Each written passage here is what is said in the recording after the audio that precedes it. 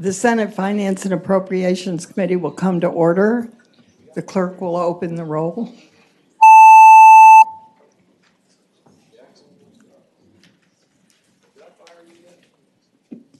You have a quorum, Madam Chair.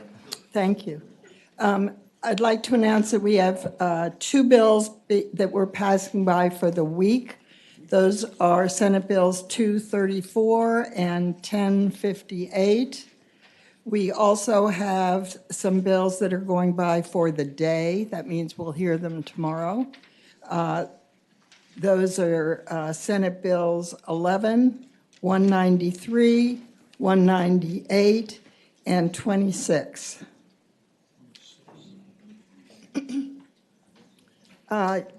Yesterday afternoon, the Resources Committee met. We heard numerous bills and came back with recommendations. And I'm going to ask Charles Kennington to please report on those bills. Thank you, Madam Chair. Starting with Senate Bill 200, Senator Barker's bill, this would expand the definition of an eligible housing area for purposes of the Housing Choice Voucher Tax Credit to include eligible census tracts in the Washington, Arlington, Alexandria Metropolitan Statistical Area. The subcommittee recommends adopting a substitute, which includes the definition that I just explained, and the subcommittee recommends reporting the bill 4-0. The recommendation of the subcommittee is to report. All in favor signify by saying no. What? Oh, I'm sorry. Okay. Substitute's been moved and seconded. All in favor of the substitute, please say aye. Aye. Okay. The recommendation of the subcommittee is that the bill be reported. All in favor, please. Madam Chair?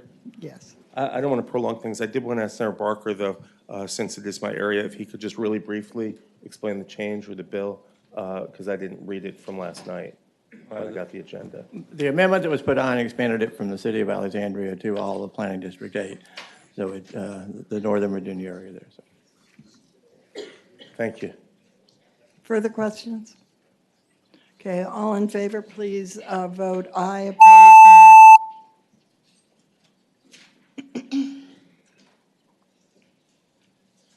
13 ayes, 0 nays. 13 ayes, 0 nays. The bill's reported. Charles. Thank you, Madam Chair. The next bill is Senate Bill 277. This is Senator Barker's bill. The bill would, beginning in tax year 2020, create a personal and corporate income tax deduction equal to $265 per employee for expenses paid by the employer to an employee for public transportation and ride-sharing agreements. The subcommittee did recommend adopting a technical amendment adding a 2025 sunset date and recommends reporting the bill with the clause. However, I understand that there are some additional technical amendments that are pending, and I understand the patron may ask for the bill to go by for the day. Yes, you are correct. There are amendments that are being developed to address one in particular issue within the bill, and so I'd ask to go by for the day. With that objection, it'll go by for the day. The next bill is Senate Bill 231. Senator Boysko's bill would create a sales and use tax exemption for menstrual products. The subcommittee recommended adopting a substitute that adds the clause and creates a delayed effective date, effective July 1, 2021, and also adds a sunset date of June 30, 2025. With those changes, the subcommittee recommends that the bill be reported with the clause 3-0. Is there a motion on the bill? I'll move it. Second. Moved and seconded that we, all right, sorry. No, we have not only, we have amendments, we have line amendments in addition to the clause. So we have a sunset date of 2021 and the clause. Is that correct? Madam Chair, it would be a 2025 sunset date, a delayed effective date Oh, by 1 delayed, year. okay, that's And it. the Yes. clause. Madam All right, Chair, yes. I have a Senator question. Peterson. I have a question of the merits of the, Didn't we pass a law last year on this exact same subject matter, and how is this different from what we passed last year? Madam Chair, last year, the General Assembly enacted legislation providing for a reduced sales tax rate, the same rate that applies for food, for essential personal hygiene products. This would be for feminine hygiene products, and it would be a complete sales tax exclusion. So further question, Madam Chair? Yes, So all of the Senator others, Peterson. like diapers and things like that, adult diapers, that's not included in this? Madam Chair, Senator Peterson, that's correct. This would be feminine hygiene products only.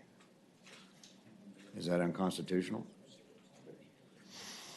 Madam Chair and Senator Peterson, I think that whether that, if you're talking about whether that would be like an equal protection thing, I don't think that we could give a clear answer as to whether that's unconstitutional or not, but apply your own opinion as to that.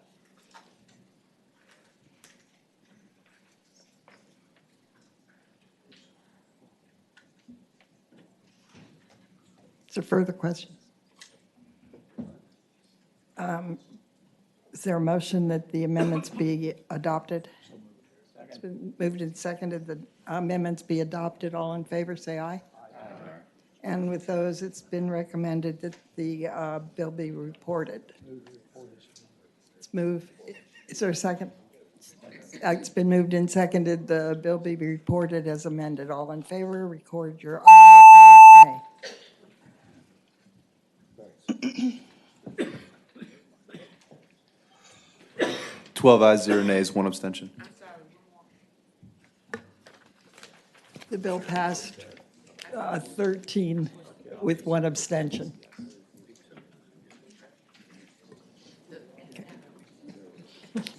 Okay, Charles. Madam Chair, the next bill is Senate Bill 1012, Senator Donovan's bill.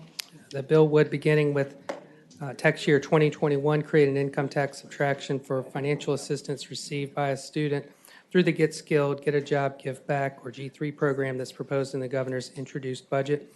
The subcommittee recommended adding the delayed effective date. As introduced, the effective date would have been tax year 2020. The subcommittee also recommends reporting the bill with the clause. So we have 2 amendments, the delayed effective date and the clause. Is there a motion on those? Moved and seconded the 2 amendments. All in favor, say aye. Aye. Opposed? Okay. Is there a motion to report the bill? It's been moved and seconded that 1012 be reported as amended. In favor, please record your aye. Opposed, nay. 15 ayes, 0 nays. The bill passes 15-0. The next bill is Senate Bill 590 and Senate Bill 789. These are similar bills. The subcommittee heard both of those bills together. The patrons intend to submit a substitute, and the subcommittee did not take action until the substitute could be reviewed. I will summarize as best I can what the substitute does. The bill in its substitute form would expand the eligibility for the tax credit for recyclable materials processing and equipment. It would create a sales and use tax exemption for machinery and equipment, packaging materials, and so forth that are used in processing where such materials are either recycled or recovered. And it would provide that equipment and materials used in advanced recycling be segregated and classified as machinery and tools for purposes of local taxation. As the committee did not make a recommendation on this because we didn't have the substitute, I suggest we pass it by for the day. Okay. It's been moved and seconded to pass by for the day. The next bill is Senate Bill 591. This is Senator Hanger's bill. The bill in its substitute form as recommended by the subcommittee would provide that the governor may give grants or loans from the Commonwealth's Development Opportunity Fund to construct a gasification facility or pyrolysis facility provided that it meets a minimum private investment and job creation of 1.5 million and 15 new jobs. And the substitute sets out the definitions of gasification and pyrolysis. The subcommittee recommends adopting the substitute and reporting the bill 4-0. Is there a motion to adopt the substitute? So moved. Moved and seconded, the substitute be adopted. All in favor, say aye. Aye. Okay. Is there a motion then to report the substitute? Move to report. It's been moved and seconded that the substitute for Senate Bill 591 be reported. All in favor, record your vote aye. Opposed, nay. 15 ayes, 0 nays. 15 ayes, 0 nays. It passes. It's reported, sorry. I keep saying that wrong. The next bill is Senate Bill 110. This is Senator Howell's bill. The subcommittee recommended adopting a substitute and reporting the bill. The substitute differs from the introduced bill in that it has a delayed effective date. That is, beginning in tax year 2021. The bill would increase the aggregate cap on the research and development expenses tax credit from $7 million to $8.4 million and increase the aggregate cap on the major research and development expenses tax credit from $20 million to $24 million. That's a 20% increase for each of the credits. The substitute would also extend the sunset date from January of 2022 to January of 2030. There's also a technical change to when the deadline for applications are due to the Department of Taxation. All right, does anyone want to move the adoption of the substitute? So moved. Is there a second? Any discussion? All in favor, say aye. Aye. All opposed, no. All right. Senator Howell, anything further you wish to say? No, thank you. Okay. All right. Is there move to report second? Hold on. All right, any further discussion? All right. Senator Barker. Senator Peterson. Before we vote on this, Senate Bill 110, I know we've done or asked Jay Lark or asked someone to actually review as to whether or not these research tax credits actually drive jobs or actually work. Do we have any report on that? Staff, do you have any information as to? Not that I'm aware of, no. Excuse me, no. The staff says no. No.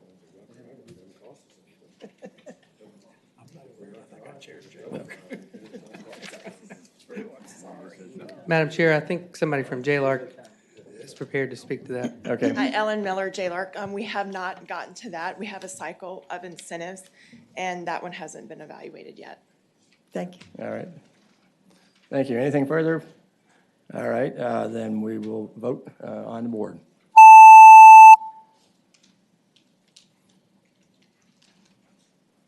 Thirteen ayes, 1 nay. All right, that bill is reported. Thank you, Senator.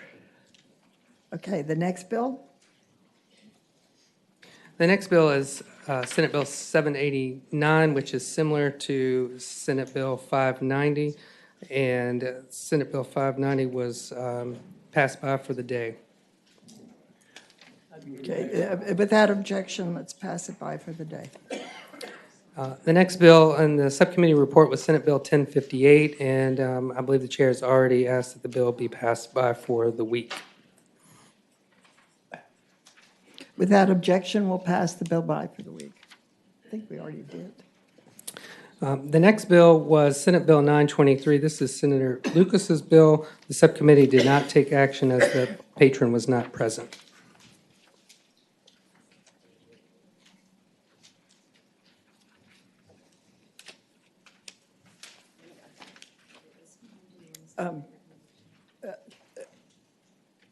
I believe that Senator Marsden would like Senate Bill 756 stricken. At his request, yes. 756. Sarah's. Yeah, let's go back. Let's do this, strike it, and then go back. Sorry. All right, so we have a motion to strike at the request of the patron, Senate Bill 756. All in favor, record your vote aye. And then we have a request, sorry, 15 ayes, 0 nays. passes unanimously to strike. We have a request for Senate Bill 923 to pass it by for the day. Without objections, we will pass it by for the day.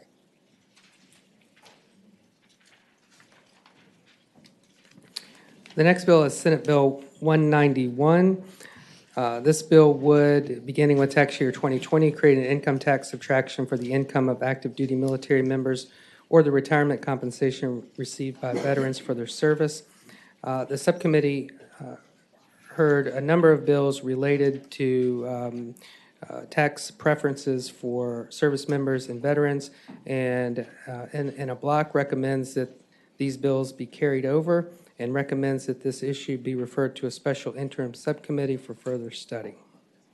If I might, we received many with a substantial cumulative value and felt that we could not deal with them adequately during this session.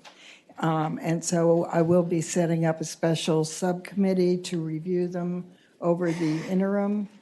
And I assure you, there will be a subcommittee and it will be debated. Yes, Senator Norman. Madam, if I recall, when the subcommittee considered the action that we would take in referring it to another subcommittee, I believe Madam Chairman indicated that the aggregate cost of the bills was about $500 million. Yes. So we will need to go through those bills over the interim. So if Charles could list the bill numbers, we can perhaps in a block carry them over, and with the understanding that there will be a special subcommittee. Thank you, Madam Chair. The first bill is Senate Bill 191, which I just mentioned. The next one is Senate Bill 965, Senate Bill 456, Senate Bill 457, Senate Bill 460, Senate Bill 218.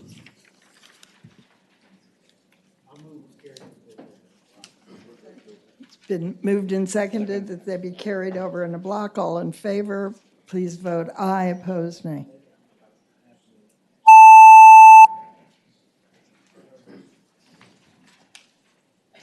Fifteen ayes, 0 nays.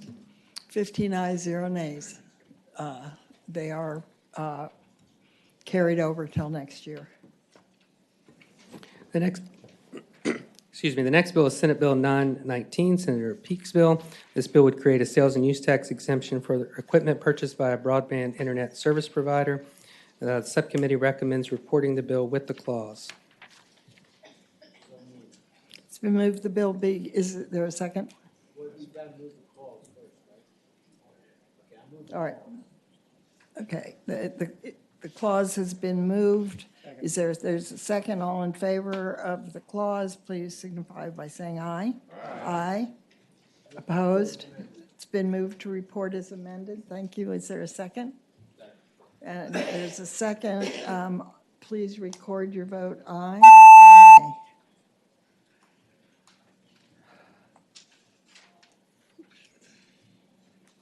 15 ayes, 0 nays. 15 ayes, 0 nays. The bill is reported with amendment. Thank you. The next bill is Senate Bill 500, Senator Reeves' bill.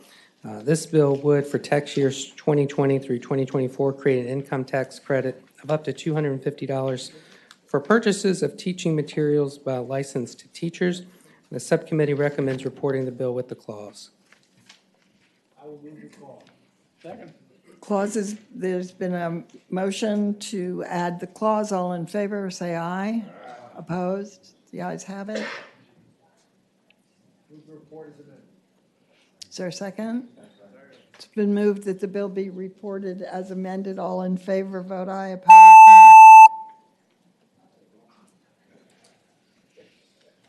Nay. 15 ayes, 0 nays. 15 ayes, 0 nays. The bill is reported. The next bill is Senate Bill 332, Senator Stewart's bill. This bill would, beginning in fiscal year 2021, direct that all sales and use tax revenues remitted by remote sellers pursuant to the 2019 Wayfair bill be deposited into the Transportation Trust Fund to be used solely for maintenance and repair of existing highways. The subcommittee did not take action as the patron was not present at the meeting. Let's pass it by for the day. Without objection.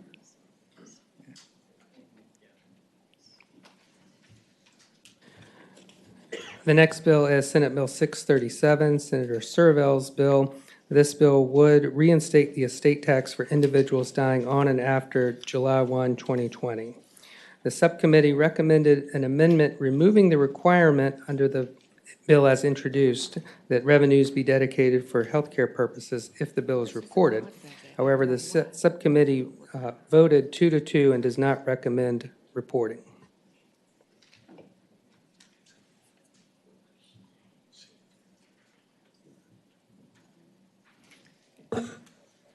So there's the amendment.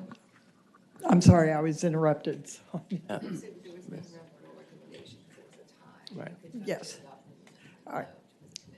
Okay. There is, I'll move the amendment. the amendment's been moved. Is it seconded? Here's the amendment. It's a substitute. Amendment in the nature of a substitute. Has been moved. Is there a second? Second. No, no. It's a substitute. All in favor of the substitute signify by saying aye. Aye. Can we distribute? Okay. Madam. It removes this.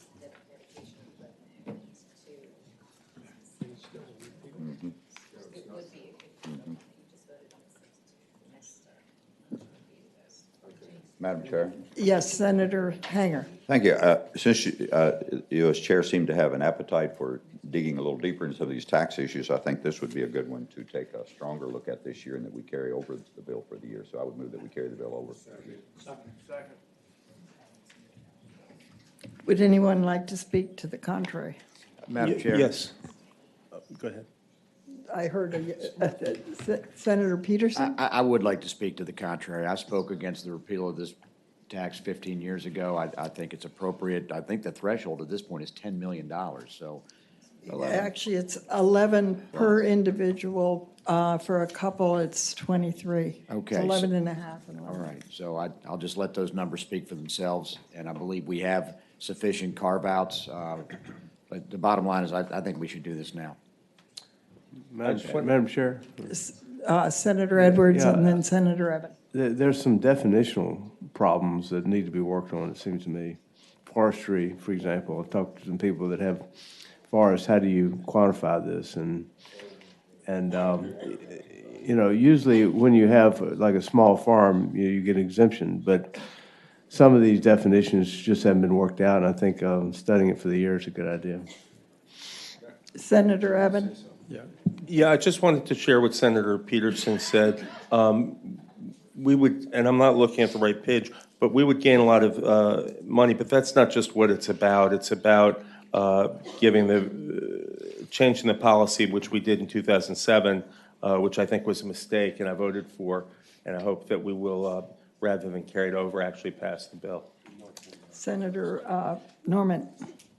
Madam Chairman, I actually carried the bill, and I would like to think that Senator Evans voted for it as a result of my persuasiveness. But a couple of practical points, one of which I brought up yesterday.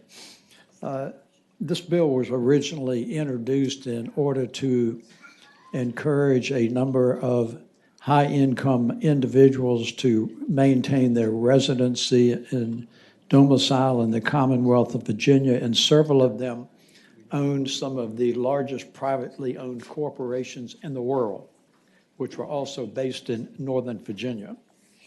And that was the inducement. I don't practice in this area of the law, but I tell you what the passage of this bill will do, is that those trust and estate shops that specialize in estate planning are going to start creating trust which would otherwise not have been created to circumvent. Senator Sassel. they're either going to do that or they're going to move to Florida and, and we're not going to wind up with anything. And it's just, I would agree that we ought to carry this thing over and look at it, because all you're going to do is the people who would be affected by this will just move to Florida or establish their residence there 6 months and 1 day a year, and that'll be the end of that. And they'd have to be crazy not to do that. I would just note that most people in that category have already moved to Florida because they don't want to pay income taxes. Okay. Well, we'll lose the remainder. Senator Evans. Yeah, Madam Chair, just briefly, first off, they can move to West Virginia, because I understand they want our residents. But on a more serious note, the fiscal notes say that this would generate by fiscal year 2022, $60 million, if I'm looking at the right bill. That's if nobody moves. Well, I trust our staff, but I don't think people who live in Virginia who've accumulated their wealth in Virginia are immediately going to exit, or perhaps not as many of them would exit as you think. And I would hope that they would, when they're dead, they might not care about paying their taxes as much as now that they're alive. Madam Chair, Senator Peterson. I can only imagine a sort of grapes of wrath scenario of people leaving down 95 with a mattress strapped to the top of their Lexus if we pass this bill. The great thing about this country and about this state is we're always creating new millionaires and billionaires, and we don't know who the next generation will be. And then we're creating wealth. And if people only want to live in this state because we're not going to tax their estate, well, I realize there may be a short-term cost, but to me, there's an equitable issue about we tax people that work for a living. I don't see why we should exempt people that die for, well, for lack of a better term, they live off an inheritance. So I support this measure. Madam President, Madam Chairman, I like the rest. you just got promoted. Senator Yeah, Sasslaw. here's the problem. Here's the problem, though. They move to Florida, we lose their state income tax, okay, which we're currently getting. And that's a hit that we don't want to take. So I would renew our Senator Hanger's motion. Madam Chair. The motion on the floor is to carry it over till Madam next year. Chair, I Yes, would like Senator to associate my Vogel. remarks with Senator Sasslaw and tell you that people who live in Virginia are rational economic actors, and they will leave Virginia, and they do leave Virginia. And I would just speak for my district. If half of my people go to West Virginia and a third of them go to Florida, it's going to be a very lonely place. So I would encourage the members to please not vote for this bill. Okay, so the motion on the floor is to carry it over till the next session. All in favor of the motion, say aye. Vote. Opposed, no. So what have we done? Motion to continue. It's to carry it back. Yeah. 10 ayes, 6 nays. 10 ayes, 6 nays. The bill is carried over till next session. Recommended. It is not, it is not reported. It will be carried over. Okay. Okay, Charles. The next bill is Senate Bill 852. The patrons are Senator Eben and Senator Boysko. This bill would do a number of things related to the cigarette tax and tobacco tax, including increasing the state excise tax on cigarettes from 30 cents to $1.80 per pack, and increasing the tax on tobacco products other than cigarettes from 10% to 39% of the wholesale price. It also would broaden the definition of tobacco products to include electronic smoking devices and accessories, and it would authorize localities to impose a local tax on tobacco products with no restriction on the tax rate. The subcommittee did recommend an amendment that would dedicate additional revenues to the healthcare fund, but the subcommittee did not vote to recommend the bill for reporting. Senator Norman. Thank you, Madam Chairman. I believe that there's some continuing ongoing discussions, and I would respectfully ask that we carry the bill by for the date, ma'am. Without objection, we'll pass the bill by for the day. Adam. Oh, I'm sorry, Sorry, for the day or Senator- for the, you just said for the day. Okay, thank you. Okay, Charles. Madam Chair, Is that that- concludes that the concludes it? Resources Subcommittee report. Thank you, and I would like to thank the members who stayed Madam very Chair? late last night. Yes, to Madam work on Chair, I just have a question about Senate Bill 923. I don't know if I received the notification to attend the subcommittee, but I did have a notice that was sent to me this morning that indicated it was coming to full. So am I to present today, or will this be referred to another day for presentation? I believe, I believe we've passed it by for the day. Okay, thank So you. beat 'em up.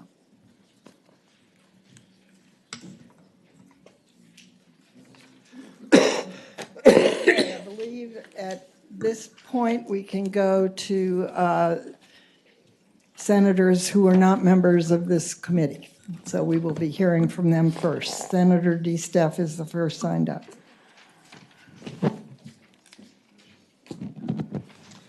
Madam Chair, members of the committee, this should be a very quick one. We heard this the other day. Committee recommended we do a line amendment.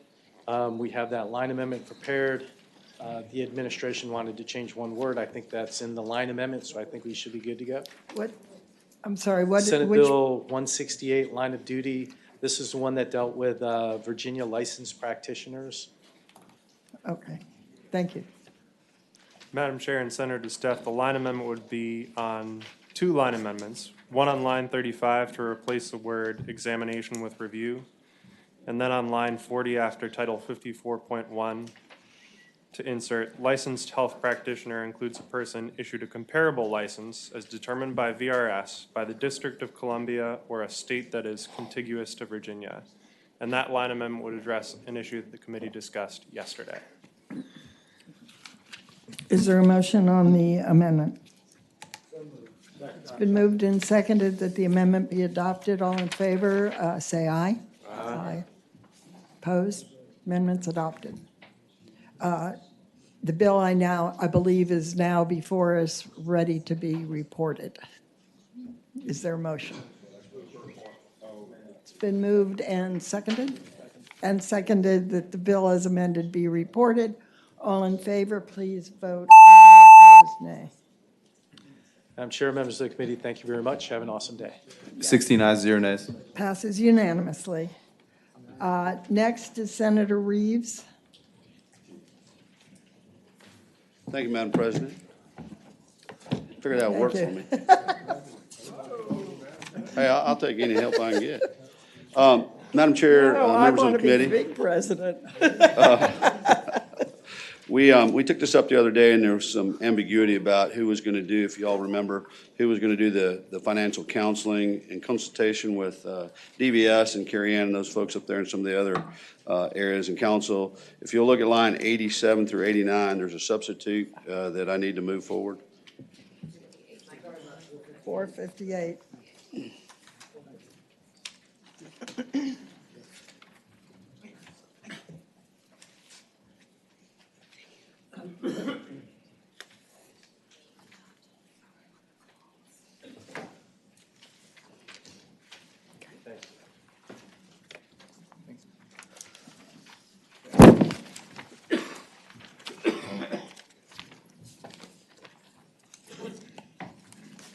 Do you want? Do you want to take the substitute up first, Madam Chair, and get that All right, properly in front of the committee? And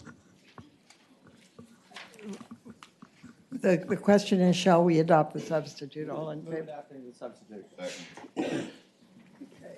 All in favor of adopting the substitute, say aye. Aye. Thank you, Madam Chair. The substitute also has the clause built into it on the last page. Council wrote this up, but the main lines that we were in discussion the other day where there was ambiguity about who would take the counseling part of the microloan part of the business plans and that such. Lines 87 through 89, I'll just read it. It says the Virginia Community College System, in consultation with the authority, DVS, Department of Veteran Services, and the department shall develop a program and curriculum to provide education and mentorship to veterans and administer any other requirements pursuant under this section. So that clarifies where and who and how we're going to do the counseling on these microloans with these folks, these veterans who are going to try to start off to be entrepreneurs. So I think that we've heard the rest of the bill, unless you need me to go back through it. Other questions for the patrons? Yes, Madam Chair. Yes, Senator Evan. About the substitute on Virginia Community College system, I was just wondering two things. Have you checked with them about them doing this? Madam Chair, Senator Evans, we have, and what I didn't realize is the engagement of our community college system, and really it's actually brilliant because there really are local folks that are bringing a lot of these veterans in under the GI Bill and some of those things. Maybe they're not going to a four-year institution. We're already working with them on Troops to Trucks and some of the other military veterans programs this body has voted on. So that's why they're linked into the system now. Thank you, Madam Chair. Madam Chair. Yes, Senator Peterson. Okay, I have a little bit of a different question. That is, if we're loaning somebody $50,000, that's a fairly large sum of money, and it's not going to a Virginia educational institution. What type of security are we going to have in the business? In other words, how do we know, what security do we have to get repaid? The financial institutions are here to speak to that a little bit if you want to hear about underwriting and what their process is on loan acceptance and stuff. I think they're here somewhere. I guess my question would be, would we have a priority against the receivables? I mean, what, because an unsecured loan is sometimes better known as a gift. I'll let some of the folks that have kind of gone through the in-depth on that answer. Thank you, Madam Chairwoman and Senator Peterson. Carrie Ann Alford, Staff Administrator for the Joint Leadership Council, also Policy Director for DVS. The agency has no position on this bill, but JLC has worked on this for 2 years. And we actually had some graduate students at William & Mary in the Master's of Public Policy do research on this. And what they discovered is actually they could create a two-tier system. Tier 1 is up to $10,000, and that comes with all the strings. And then when they complete that successfully, then the veteran is handed off to our financial institutions, which then will loan up to $50,000, and they take all of the risk and get all of the reward. Further question? Yes, Senator Peterson. So if the financial institution is loaning the money, so are we underwriting the loan as the state? Madam Chair, Senator Peterson, no, sir, just the initial up to $10,000. So we're just doing the 10? Just up to $10,000. Okay, all right, thanks. Madam Chair? Senator Edwards. What is the fiscal impact on the 10, I guess the 10,000? Do we know? I think it's capped at, I think it's capped at, Madam Chair, Senator, it's capped at $1 million. Is that right? $1 million, Yes. right? It's $1 million for the first 2 years, and then it pays for itself. Okay, Madam Chair, so $1 million from the Commonwealth, and then it pays for itself over time. Yeah, thank you. Yes, and the substitute does have the clause on it. Okay. Yes, would you like to speak? Yes, Madam Chair, members of the committee, I'm Rick Ortel. I represent the JLC. This is one of our priorities for this year, and we would definitely ask you to report it with the clause. Thank you. No one else speaking? Yep, I'm Howard Pysons with the Virginia Financial Small Business Authority, and we have microloan programs that we have managed for over 15 years. We have 2 programs we do currently: the Small Business Microloan Program and the Child Care Center Program, microloan program. So this fits right in the center of what we do. It fits in the mission of the Small Business Financing Authority. We have the capacity and we have the willingness to do it. We think it's a great program, and I, as a former veteran, fully support the program. Okay, thank you. Do we have a motion to report as? Motion to report. Second. Okay. All in favor of reporting this bill, vote aye. Opposed, nay.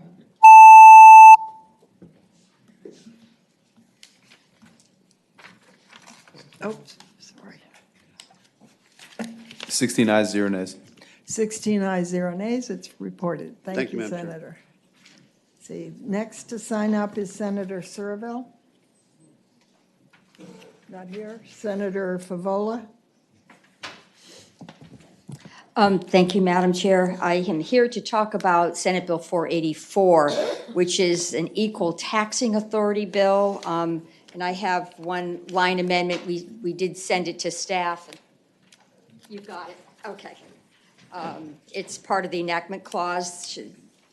Shall you adopt that amendment first, or? Go ahead. Madam Chair and Senator Favola, so the line amendment would be at the very end of the bill after line 262 to add a fifth enactment stating that the Joint Committee on Local Government Fiscal Stress shall convene stakeholders to include local government representatives, revenue commissioners, cigarette wholesalers, and cigarette retailers to examine and recommend ways to improve the process of cigarette tax collection and report to the chairs of the money committees by November 15th of this year. Madam Chair? Yes.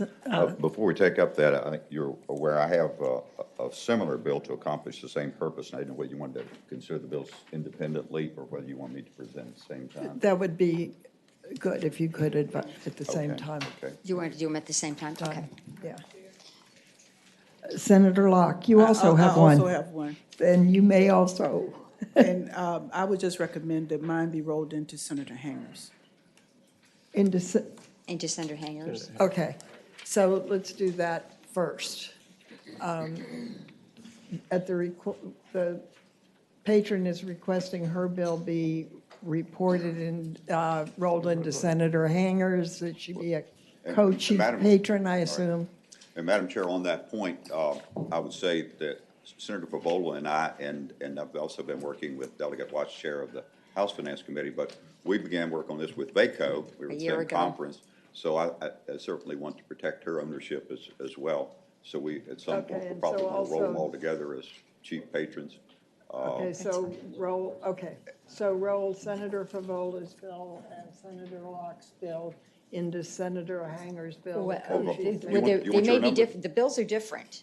Well, I thought I just heard that you wanted Well, yours we have slightly different approaches, so I think you may want to hear both bills. I expect we're going to come to compromises.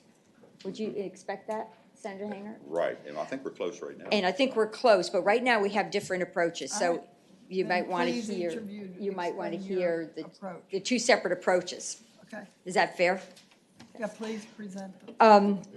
So the purpose of all three bills, though, is to equalize the taxing authority of counties with cities. As you know, today's counties have the same responsibilities as cities. They're funding their public schools, they're providing public safety, human services, infrastructure maintenance, et cetera, et cetera. And they have very few revenue streams to rely on. They essentially are relying on, in addition to the B-poll, primarily the real estate tax. And it's just not a good business model. For those of you who have run businesses, you know that you need different sources of revenue because sometimes behavior changes based on the economy, and it's always helpful to have multiple revenue sources. What this bill does is, my bill goes to the specific code sections of the taxes we would like to give counties the authority to apply, just the way cities have the authority. So I go to the transit occupancy tax section and give counties equal taxing authority, but specifically say that any transit occupancy tax above 2 cents and below 5 cents would have to be dedicated to tourism. Because we've had a string of carve-outs of jurisdictions that wanted up to 5 cents TOT, but they wanted to dedicate the 3 cents to tourism. Then we go to the local cigarette tax, which there may be some convergence of our, maybe some different approach with our bills. Right now, I remove the authority from Arlington and Fairfax because they can tax at the state cap of 30 cents. They're the only counties that can. I remove that authority and grant a blanket authority to all counties to apply a cigarette tax, and I do not cap it. And then we move to a meals tax, county food and beverage tax. And then we ensure that certain taxes that we may not have addressed but have some special significance, they may be supporting an historical district, they may be supporting a transportation district. We make sure those those authorities remain. And then we have some enactment clauses, which you've just read one. We've heard some feedback that the actual application of the cigarette tax can be pretty complicated.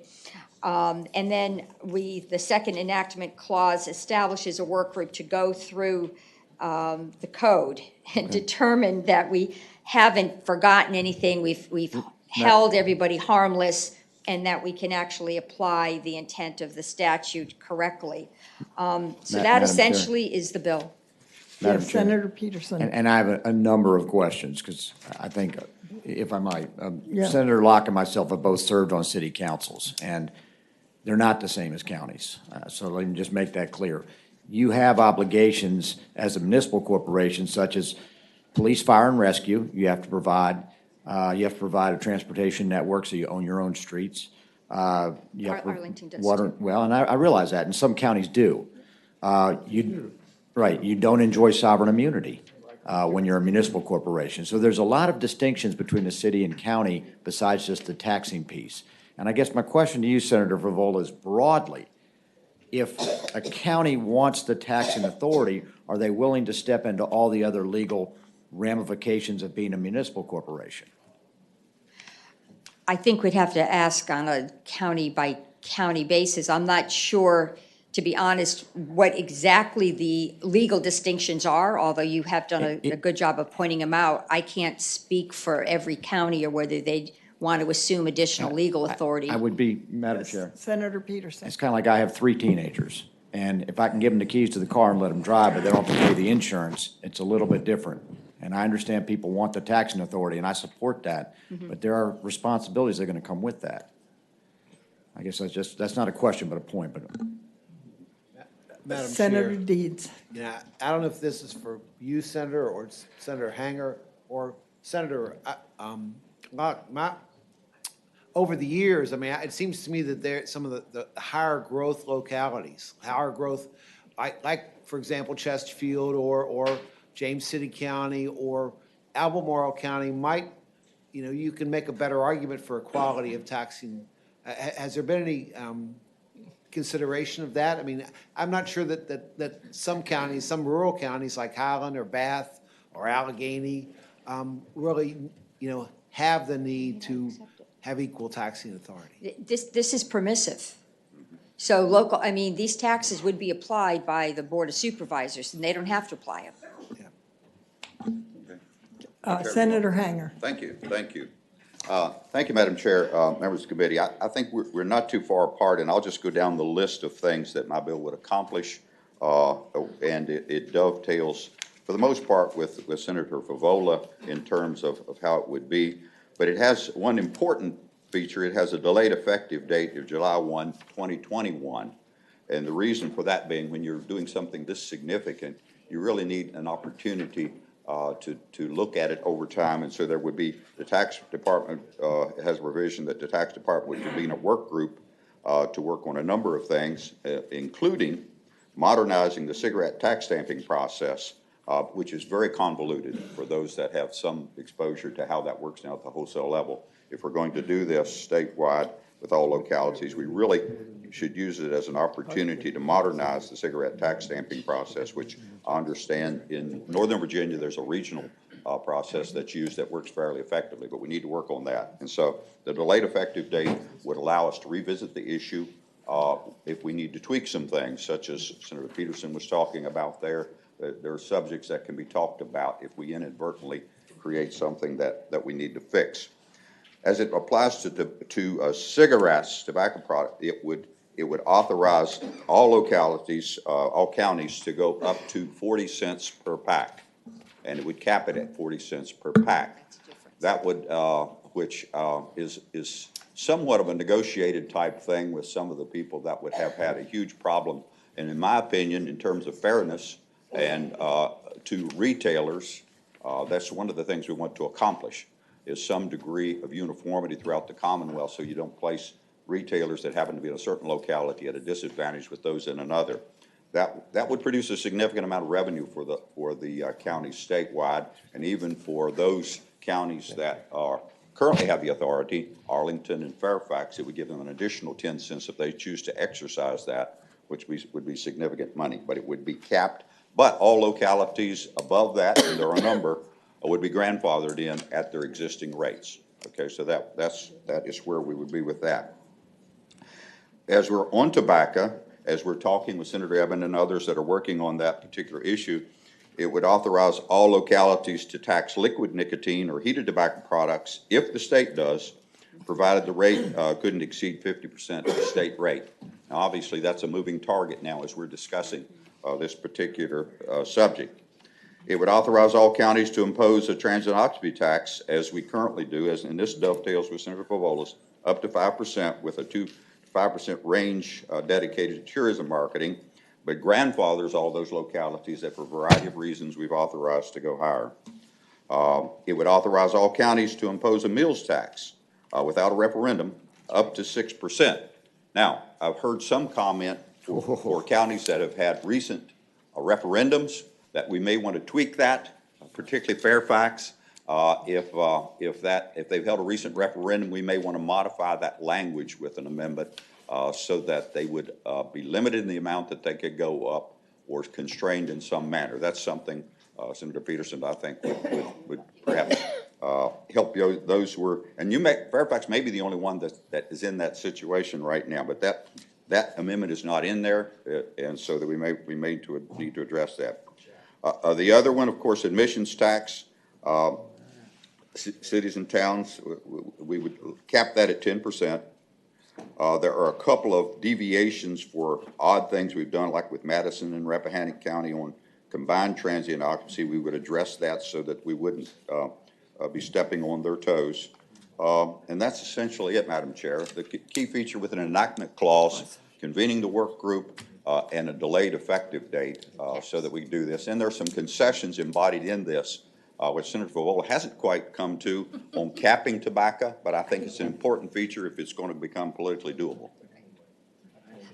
I think we can certainly come to agreement on capping tobacco. I think we'll have to continue to work with the Virginia Association of Counties and other stakeholders on some of the other caps presented in Senator Hanger's bill, but we want to get a vehicle out. I mean, our goal is to get an authorizing bill through. This is a very important issue, and we're happy to continue to work together. Senator Norman. Thank you very much. Just by way of comment, it seems that you all are moving towards a reconciliation, but there's still a number of differences that have to work out, and my preference would be that we not necessarily do that on the floor. I agree.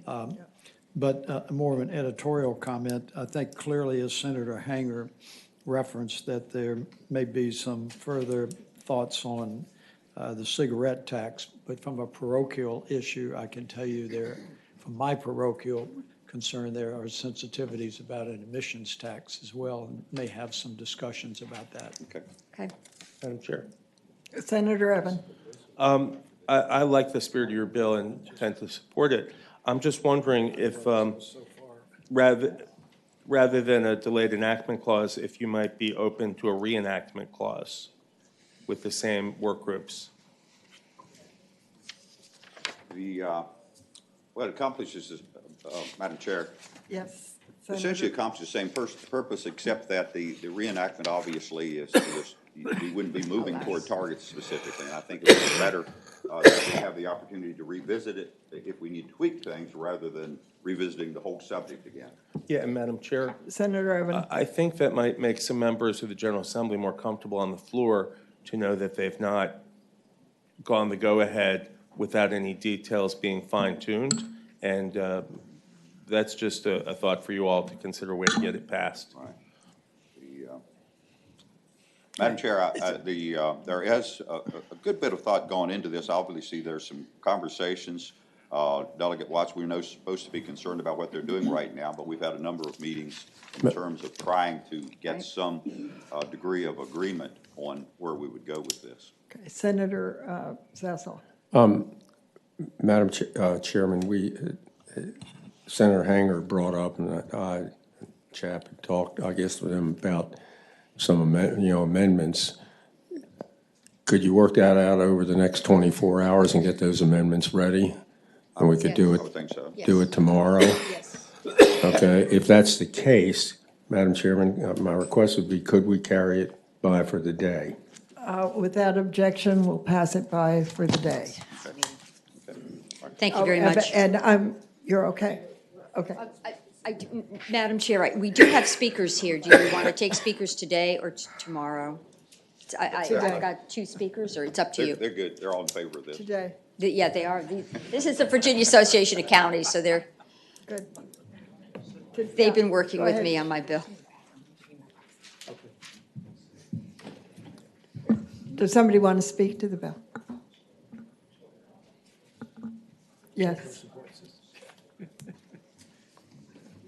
Thank you very much, Madam Chair and members of the committee. And we really want to thank the committee for its time today. I want to thank our patrons. This is a top priority for us. We really appreciate all the effort that's going into getting this right. I would say local governments have complex responsibilities, whether they're counties or cities, and they're only growing more complex as the world gets more complicated. And I would say we've had interest from a broad spectrum of our membership in this, including rural areas. We have quite a few resolutions of support that came to us from rural counties. And a concern that we hear quite a bit is that counties need options to go to other than real property. And so this provides some revenue diversification that allows some options other than continuing to go to the real property well. And so we're happy to have further conversations and keep working. We very much appreciate your consideration. Thank you. Madam Chairman, I'm Claudia Arco with Fairfax County. I don't want to take a lot of the committee's time, but I did want to address something that Senator Peterson said in terms of the transportation impacts. What I've heard from VDOT is that if we were put into the same type of lane mile payments that the cities get, they would have to pay us substantially more than what they spend on our maintenance requirements in Fairfax County. You also realize the vehicle miles traveled. Senator are very- Peterson. I'm sorry, if I might. You realize vehicles miles traveled in Fairfax City are very different than through Great Falls. So And I live there, so I can help you on that. I understand what you're saying. I'm just saying that the maintenance standards that they use in cities are different. And so I think it would cost the state quite a bit more if they were maintaining our roads to the standards that they maintain the cities to. Only 44% of our streets, our secondary roads are in fair or better condition, which is significantly lower than the statewide average. And so I think the estimate that I heard from VDOT was it would cost them about $18 to $20 million more per year to maintain our streets to those levels. And so I just wanted to mention that because you had raised that question. Thank you. Thank you. Madam Chair, members of the committee, J.T. Kessler on behalf of the Virginia School Boards Association. With the amount of bills that are being passed that'll have a local impact fiscally, the School Boards Association supports this bill, giving localities the tools to find further revenue to support those bills. Thank you. Madam Chair, John Wright on behalf of the Virginia Professional Firefighters. We support the legislation based on the time that localities need to be able to meet their responsibilities to fund essential government services such as education, public safety, and public health. Equal Tax Authority would provide additional funding that could go a long way in addressing critically understaffed fire departments, fund deteriorating and unsafe fire and EMS apparatus and equipment, and replace failing E911 communication systems. On that basis, we encourage the committee to support the legislation. Thank you. Thank you. Madam Chair, members of the committee, Matt Weaver, Department of Housing and Community Development. The administration supports the spirit of both of these bills. Thank you. Good morning, Chelsea Bennett with the American Heart Association here in Virginia. We support the portion of the bill that allows counties to be able to have the taxing authority. However, for the American Heart Association, based off our national research, it is at least $1 increase that you see consumer behavior change. And so with the 40-cent cap, we would not be able to support that portion because we would want to ensure that counties have the opportunity to support at least $1 to actually see the reduction in cigarette and tobacco use. Thank you. Thank you. Is there anybody? Mr. Secretary. Thank you, Madam Chairman. Aubrey Lane, Secretary of Finance. We support, the administration supports this concept. We take no position on Senator Fabola's bill, but we strongly support Senator Hanger's, and that's only because of the delayed enactment and making sure that we taking, and I don't mean that because of the late enactment and all the things that have been brought up, that we make sure we get right, particularly cigarette pricing and others. So it's Madam Chair. Senator Peterson. Aubrey. does the administration anticipate if we were to extend this equalization that, for example, the counties would start paying for their own roads, or would you put them into the VDOT or? That into is funding not network? contemplated by this legislation. It's not contemplated by that at all. This was just the equalization regarding the way they are able to assess revenues. So I think that would require different legislation. So I have Further not seen anything question? on that. Further question? Senator Peterson. For years, we've done 599 funding, and we've given that to localities, and for, at least in cities, they're required to have police departments. Would you understand that you no longer have to do 599 funding? I would not understand that. Those issues have not been contemplated by this particular piece of legislation. So whether or not that is broadened by others in that regard, I have no position on, Senator. So, Madam Chair, I guess we will work together and come back tomorrow. Come back tomorrow. Thank you. Good. I shudder to tell the committee how long we're going to be working tomorrow night. Yes. Okay, next on the list is Senator Surville. And after him is Senator Lewis. Thank you, Madam Chairman. I think this is the Senate Bill 72, which I think is Prince William County Public Defender. Is that right? Okay. It's a pretty simple bill. Just right now we have 24, I think, public defender offices in Virginia. This adds a 25th.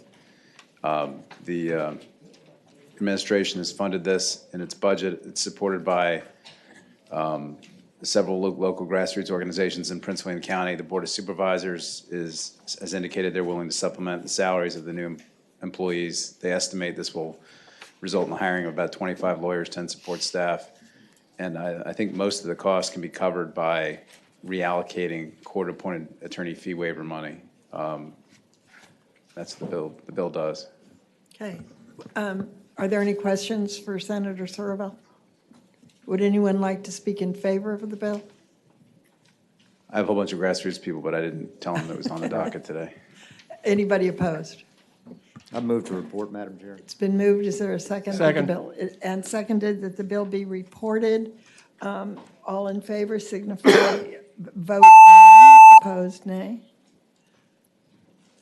Opposed to public defenders? 13 ayes, 3 nays. 13 ayes, 3 nays. The bill is reported. Thank you, Madam Chair. And I heard estate tax already got heard? Yeah. Okay. Did it ever? Yeah, and I heard we didn't want to tax an extra 50 people a year, but I'll talk to you about that afterwards. Okay, see, Senator Lewis, and then, Senator Stanley or Senator Mason, but I don't see either of them. Yes, ma'am. Madam Chair, I think I have had a Senate bill in here that's really part of the Hanger Favola discussion, and so I'll just defer that to their discussions. It's 799, I believe, Madam Chair. Okay. So that will be passed by for the day without objection. Yes, ma'am. I guess if the committee has no preference, I'll just take them in numerical order. I've got 3 other measures before. The first one would be Senate Bill 787, and that is the Norfolk Arena Bill. It is a priority of the city to facilitate the construction of a new entertainment and sports venue for the city of Norfolk, proposed 15,000-seat arena. The discussions with promoters indicate that there is an appetite and a market in our region for such a facility. And so what this would do would allow, obviously, the city would have to issue bonds, so bonds to construct the facility, and then also, as we have done in the past with other similar facilities, state sales and use tax revenue attributable to the arena facility would be used to repay those bonds. So that's it in a nutshell, Madam Chair. I think somebody may be here from the city to speak in favor of it. Would someone like to speak in favor? Or not.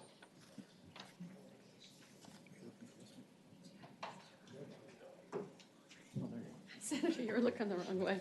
Madam Chairman, members of the committee, I'm Thelma Drake with the City of Norfolk.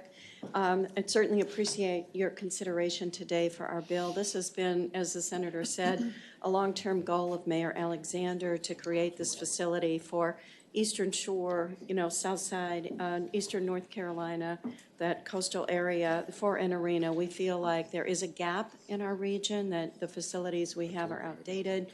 they're smaller, and that there certainly is, with all the work that's been done, a need for this type of a facility. So I hope it'll be your pleasure to report the bill. Madam Thank Chair, you. Senator Peterson. can y'all bring back the Virginia Squires? We do have sports in this as a possibility, so I'll ask. They were awesome. Madam Chair, members of the committee, Robert Melvin with the Virginia Restaurant, Lodging, and Travel Association. We're supportive of this measure because we believe it will promote tourism down in the Hampton Roads area. Great, thank you. Is there anyone opposed? We've seen several bills like this in the last couple of years. Is there a motion on this bill? Been moved and seconded, the bill be reported. All in favor, record your vote. Aye, opposed, nay. Yep, that's how we made it. Thank you, Madam Chair, and thank the It's committee. unanimous. 16 ayes, 0 nays. It's reported. This next bill is Senate Bill 800, Madam Chair, which will likely not be as smooth as the last bill.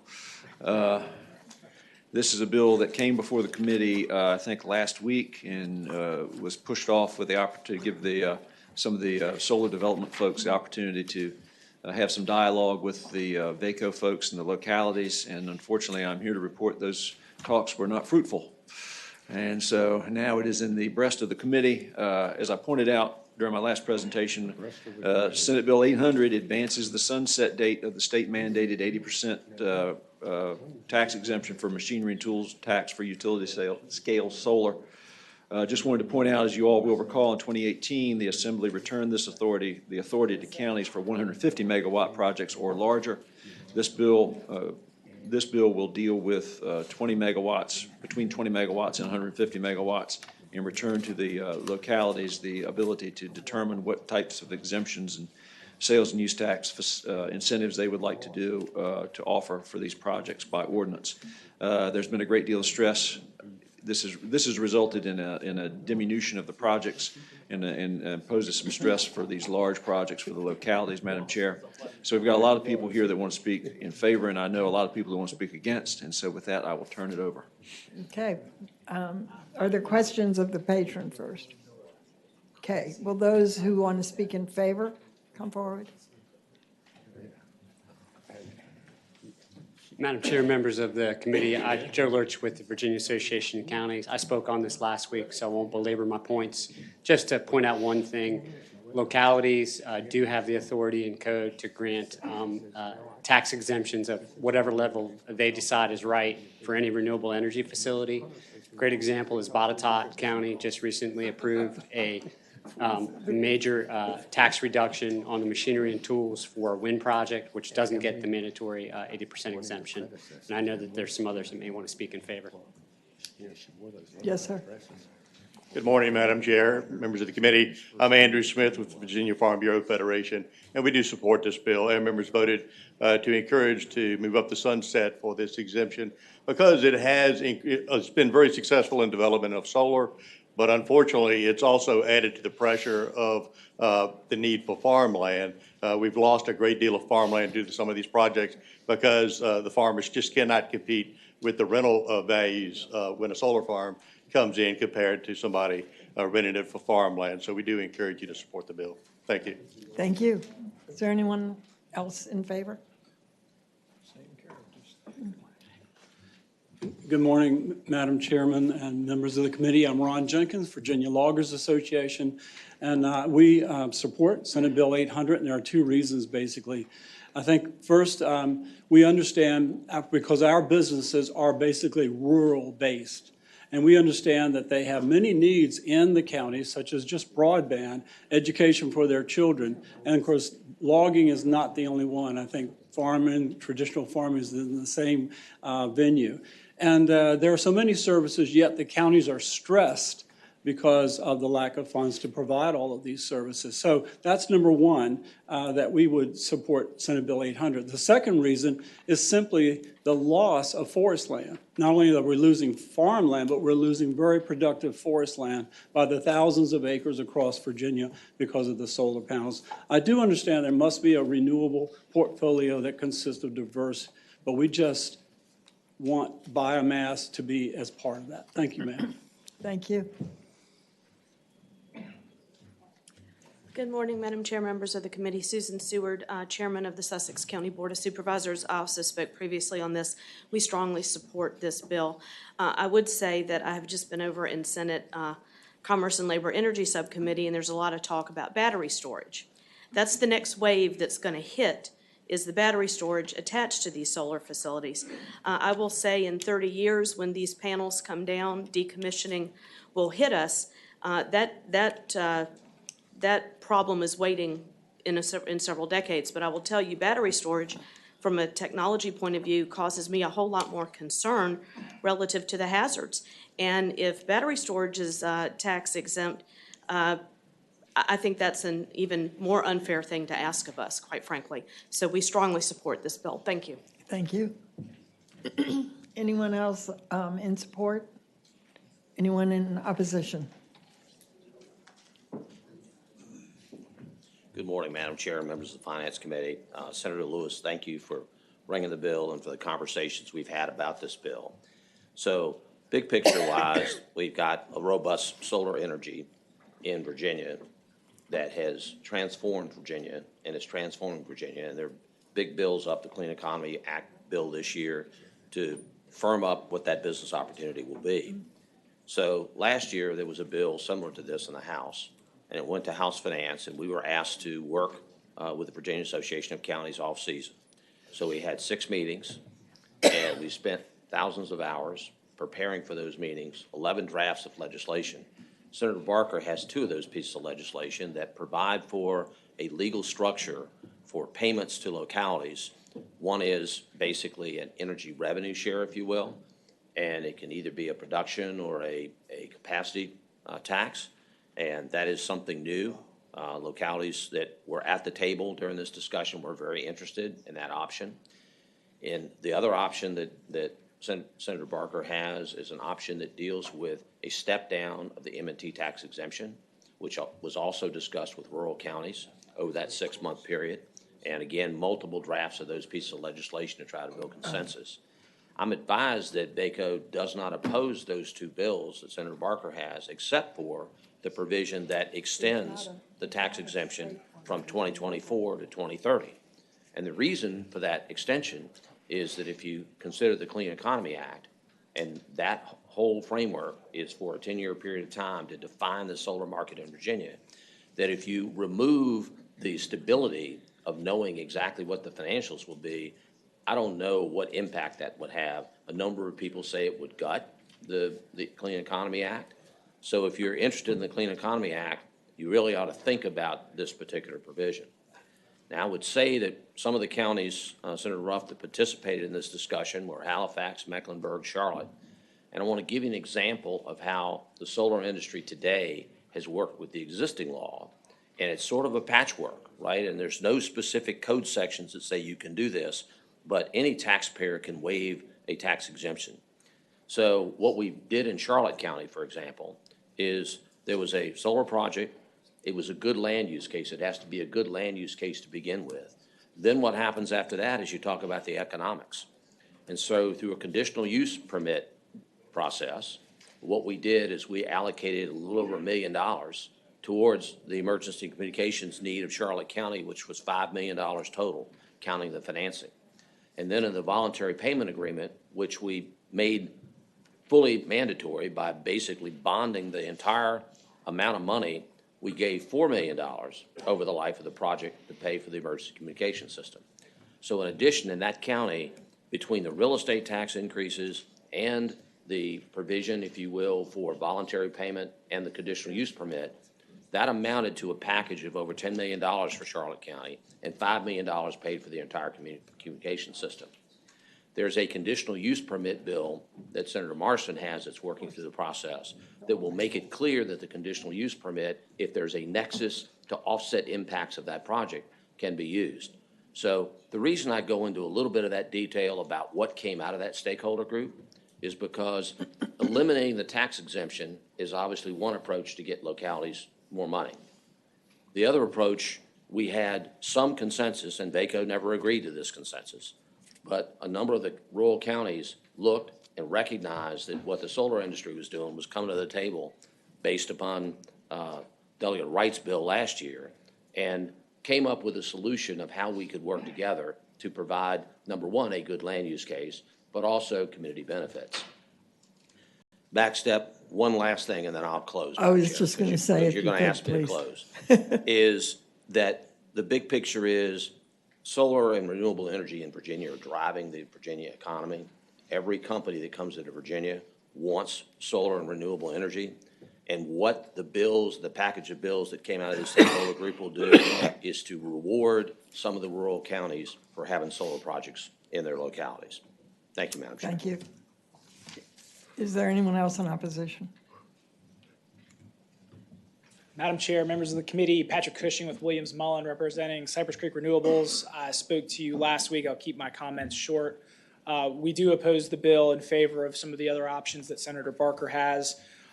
Just to put it in perspective, Cypress Creek has about 200 megawatts of solar that's going to be under construction this year and completed by the end of the year. Another 200 megawatts under development. All 400 of those megawatts are based on the current tax structure and the economics associated with that. So our investments in the Commonwealth, Cypress Creek's investments, are based on the existing tax structure. We want to at least keep that through 2024. Thank you.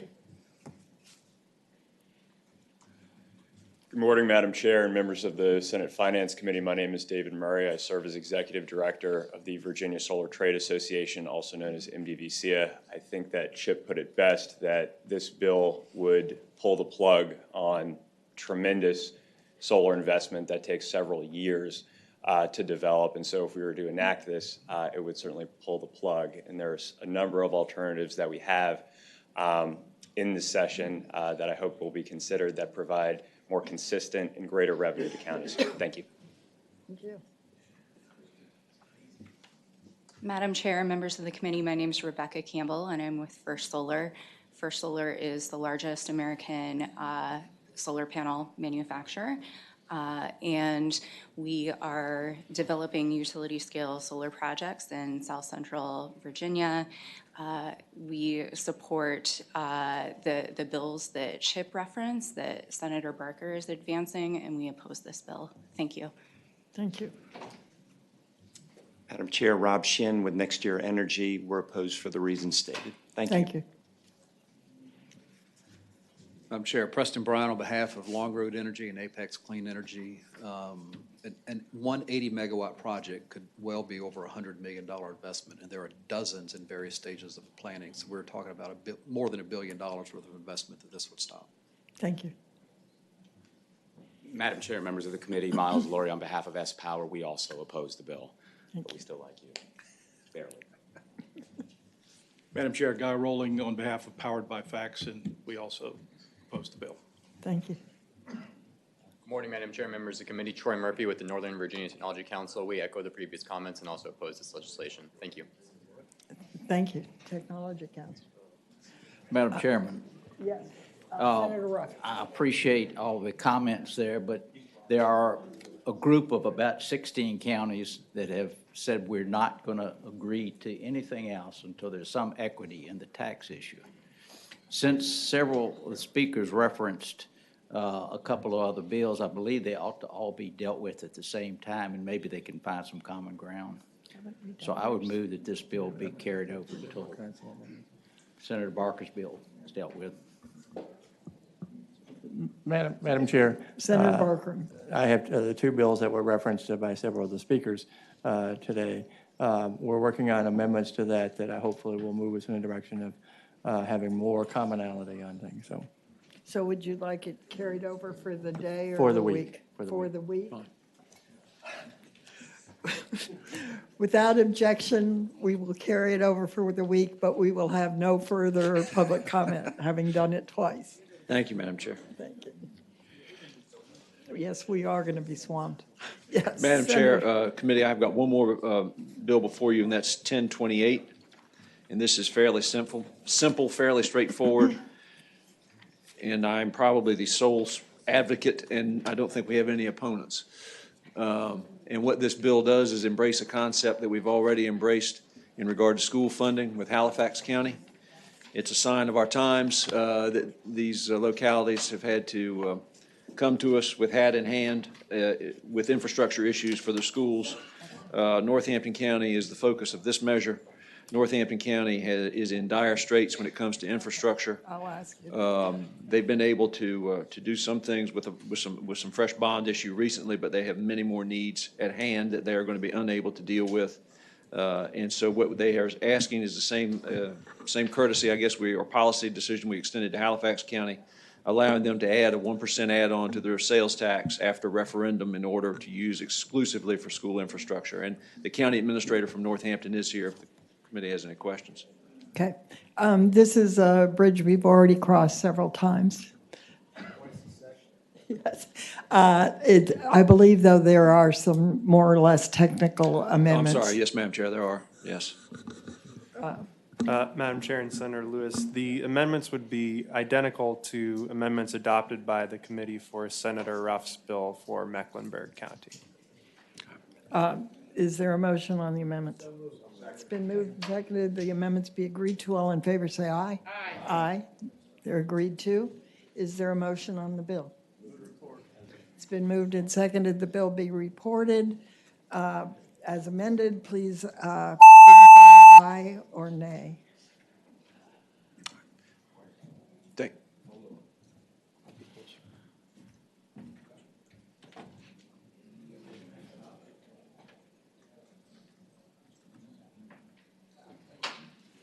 $14 ayes, 2 nays. 14 ayes, 2 nays. Thank you, Madam The bill's Chair. reported. Thank the you, committee. Senator.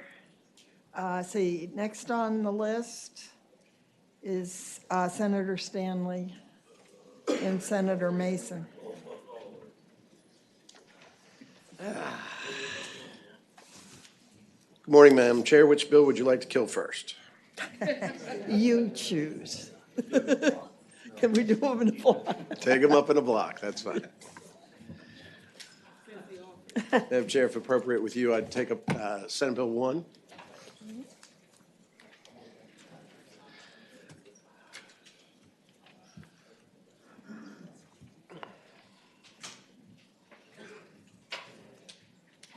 Yeah. Thank you, Madam Chair. Members of the committee, Senate Bill 1 is a bill that you have seen before. The Senate has passed out, and I have been preaching at this pulpit for a long time. It used to be a solo journey. Now I have many friends along with me to where I've had to rent a cart to bring them all along. My dad used to say, success has many fathers and failure is an orphan. Right now we have many fathers and mothers on this bill, which makes me very happy. But in a nutshell, what this bill does, as you know, is it stops once and for all the suspension of driver's licenses merely for a person's inability to pay a fine. We have, over the course of many years, created a debtor's prison, an unlawful, in my mind, debtor's prison, where someone's dignity and their ability to drive is merely suspended because of their financial situation. So, as you know, I fought this bill through the Senate. It was bottled up in the House, and I talked to the governor and was able to put it in his budget. And what we have seen is exactly what the House feared would not happen, which is the sky didn't fall. We're still getting our fines paid. And what we've seen is an automatic restoration of 30,000 to 40,000 Virginians who have now restored their dignity, are able to take their children to daycare, get jobs, get food for their families, and become a fruitful and prosperous member of our community. This is a time where we must take a stand for those that may not have the financial wherewithal, but yet should not be deprived of their right of property, which a license is. We have always heard, and especially as a lawyer, driving is a privilege. It's a privilege because we put on it, you have to be 16, you have to take a class, you have to be in a certain position to obtain that license. But once you get it, the Supreme Court of the United States has determined that it is a property interest. So what we have been doing by giving notices to people when they have traffic tickets in our courts and they sign a piece of paper, and the DMV suspends their license because maybe they missed a payment or they were late on the payment, is what we are doing is depriving them of their property without due process, which is unconstitutional. Senate Bill 1 seeks to level the playing field and also stop this practice of removing that property right without due process. What we've seen, ladies and gentlemen, is not only that automatic restoration of 30,000 to 40,000 Virginians. What we have is the potential of nearly 1 million Virginians who possess Virginia driver's license who can get their license back. But more importantly, and I would even say for my friend Senator Peterson, who probably is in the courtroom as much as I am, seeing this every day, What we were seeing was with these suspensions for merely non-payment of fines, was that it was taking up a lot of the court's docket's time. A lot of our judges were saying, do what you can to try to get your license back, and would continue the cases. Even in some cases, I'd convinced a judge to continue a case for more than a year to try to get them their license back. But what we've seen now since this law has been in effect under the budget is that we've seen driving on suspendeds drop per month in Virginia from 5,900 to half of that amount. Madam Chair, Yes, Senator Peterson. you had me at hello. Hi. Can we just move to report this bill? It's been No, moved and I've been doing this for 4 years. I want my moment. Madam Chair. It's been moved and seconded, the bill be reported. And Madam Chair, before we do, there is yet another slight adjustment to make sure that we're. You know, when I was here earlier, you guys didn't give me a second, so it's good to see a second come around there.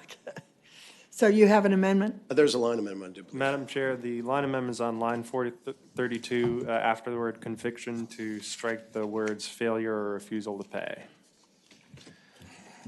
Is there a motion on the amendment? It's moved and seconded. All in favor of the amendment signify by saying aye. Aye. Any opposed? Woo-hoo. Madam Chair? Now, yes. Before we report this, which, I support it now, but we'll all need to recall that the way it was done with the end run in the reconvene session, it messed up the funding for the trauma fund, and so we will have to address that in the budget. I think it was addressed in the caboose bill, but I'm not sure we've made it whole going forward, so we'll just have to look at that. Thank you. Madam Thank Chair, you. my Yes. understanding is we will have made it whole, that problem with language has been removed in this bill, and it should not be an issue at all. And remember, if you do recall that the governor had included the money for the restoration of driver's licenses, it's just where did that money go? And it's going to go to the trauma fund. Okay, I see the secretary is nodding yes, so good. Okay. Ooh, Aubrey Lane agreed with me on something. This is awesome. Can you do It's it on been the? moved and seconded. Can you do it on the camera? It's been moved and seconded that the bill be reported as amended. All in favor signify by saying aye. Opposed, no. 14 ayes, 2 nays.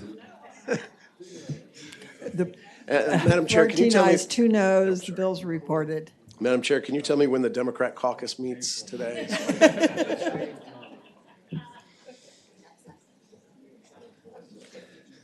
Thank you, Madam Chair, members of the committee. Thank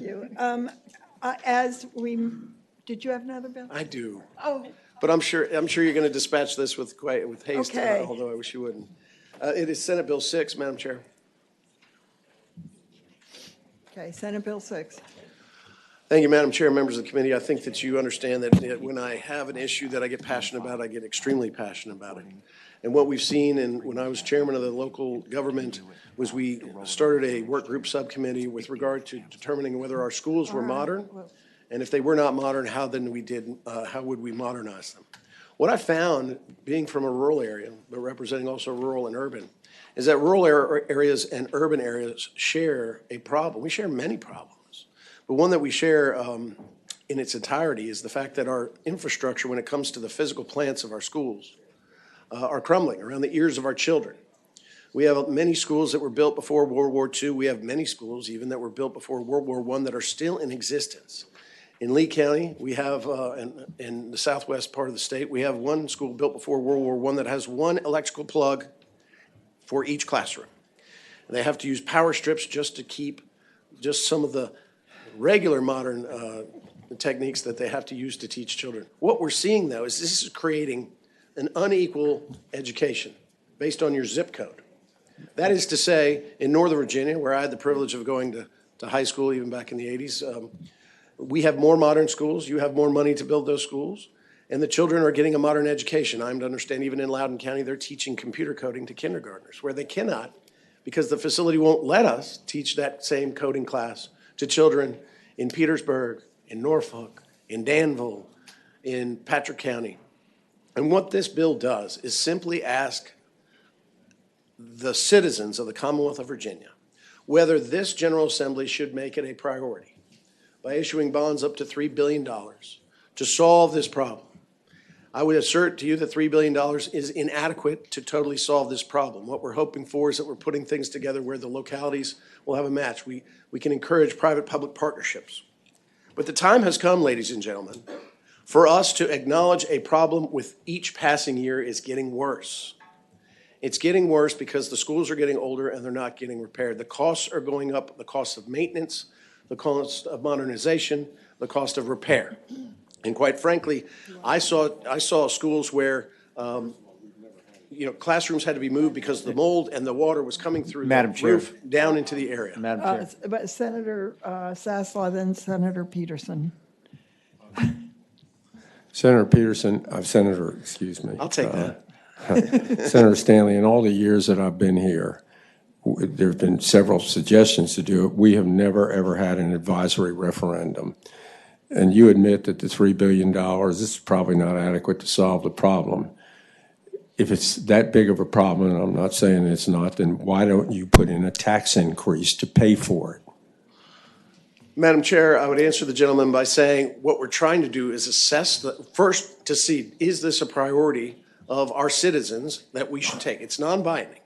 But if it is, then we have to find the solution in which we can then fix these schools, modernize them so that every child has an equal education. At that point, once we've determined it's a priority as stated by the citizens, and we understand to the extent in which the schools need repair, and then that cost of repair, then absolutely everything is on the table to determine how we're going to pay for that. Madam Chair. Senator Peterson. And I assume, Senator Stanley, that the money which we would raise through these bonds, we distribute how?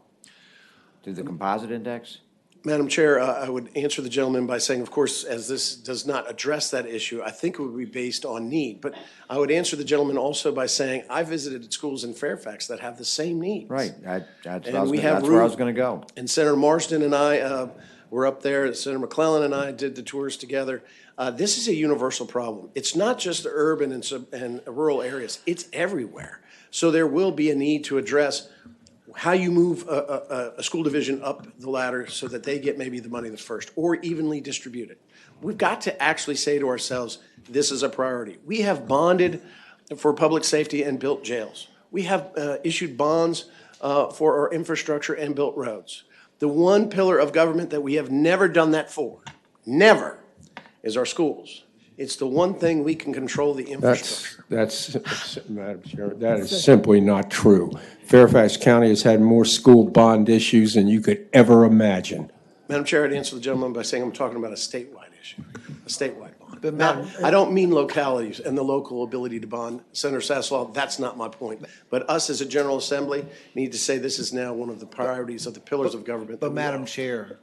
Senator Deeds. We've never had a statewide advisory referenda, and what's the point in spending the money on a statewide referenda? Why don't we just summons the courage to introduce legislation to raise the money to fix this problem? And I know it's a problem. I stare it in the face every single day. Let's just raise taxes and fix it. Madam Chair, I would answer, I think there's a question in there, and I'm going to try to approach it. All right, but briefly, please. Yes, Madam Chair. Again, it really comes down to this. Do we have the intestinal fortitude, the wherewithal to, one, address the problem? Is it a priority for our citizens? And then third, how do we go about doing it? What's the extent of the problem? How do we go about accomplishing the goal, and how do we pay for it? But Madam Chair. Senator Deeds. I guess the more cost-effective way to figure out whether it's a problem for the citizens is just to commission a survey. We can probably do a poll for $10,000, $20,000. That'd be a whole lot less than advisory referenda. Why don't you and I just ask the governor to send us down special legislation to raise the money? Madam Chair, I'd answer him quite simply that while I'm not adverse to that, because this is an important issue, that I think we're putting the cart before the horse. One, if you agree with me it's a priority, if we all, and this is what we're all trying to do, because we all run in elections, and the citizens tell us it's a priority, then at that point in time, when we know what the extent of the problem is and how much it's going to cost, then we have to find the comprehensive solution, even if it takes what you're asking. Is there a motion on the bill? Move to report. It's been moved and seconded. The bill be passed by indefinitely. All in favor of passing it by, vote aye. Opposed, no.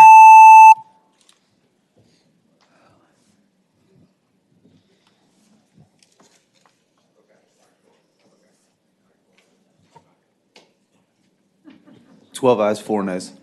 12 ayes, 4 nays. The bill is passed by Thank you, indefinitely. Madam Chair. It's always great to see you. Thank you. I am very sorry. I suddenly realized that the secretary may have been sitting here all day for my bill. That's okay. Well, it should be very quick, and I really apologize. So I'd hand this over.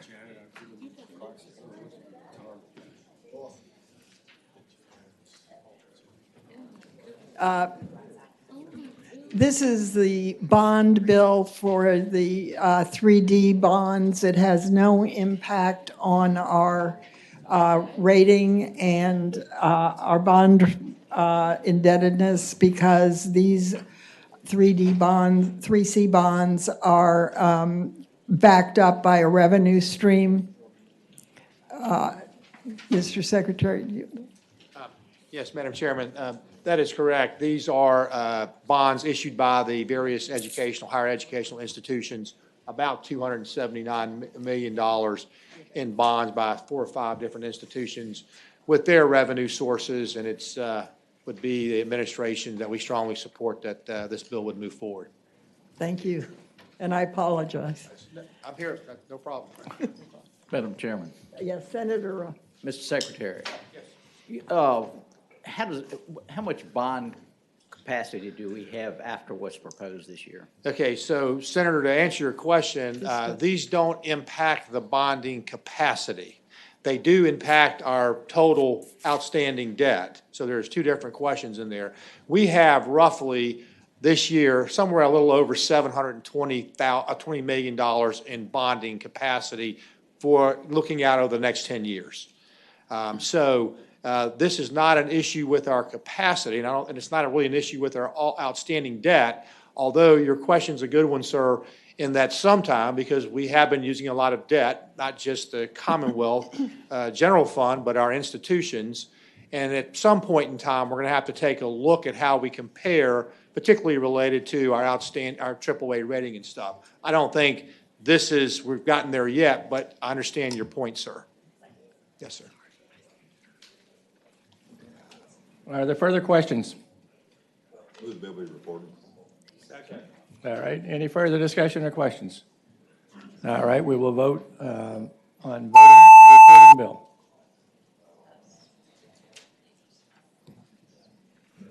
$15 ayes, 0 nays. The bill is reported. Thank you. All right, now next up is Senator Mason. Thank you, Madam Chair.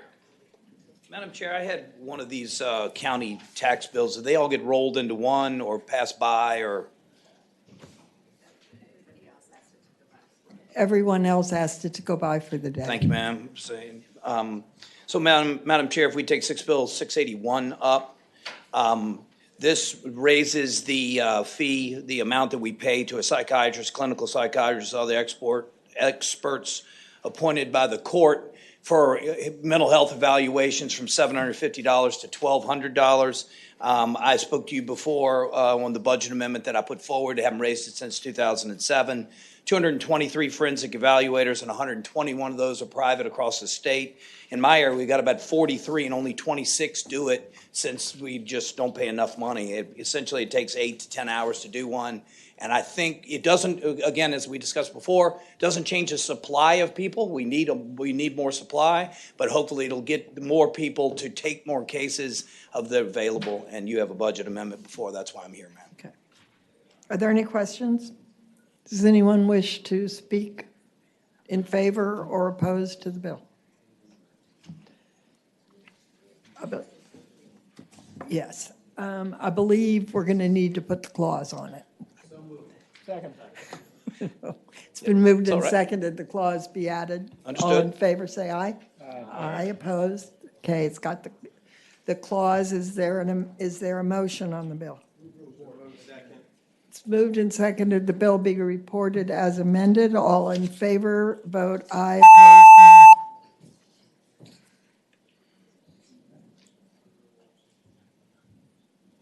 15 ayes, 0 nays. 15 ayes, 0 nays. Thank you, Madam Chair, members of the committee. Congratulations. Next You bill have is another Senate Bill one. 698. And this does have an amendment associated with it. I appreciate very much the staff passing that out. And I'll tell you what that is. Is it an amendment in the nature of a substitute? It's substitute? Excuse It's a me. substitute. Okay. Is there a motion the substitute be adopted? No move. All in favor, say aye. Aye. Opposed? Okay, substitute's adopted. Thank you, Madam Chair. That substitute just made it super clear that we were not charging distillers a case fee. There's a case fee associated with moving stuff in the ABC warehouse. This is on their premises. So, Madam Chair, last year, Senator Peake brought a bill that fixed the problem.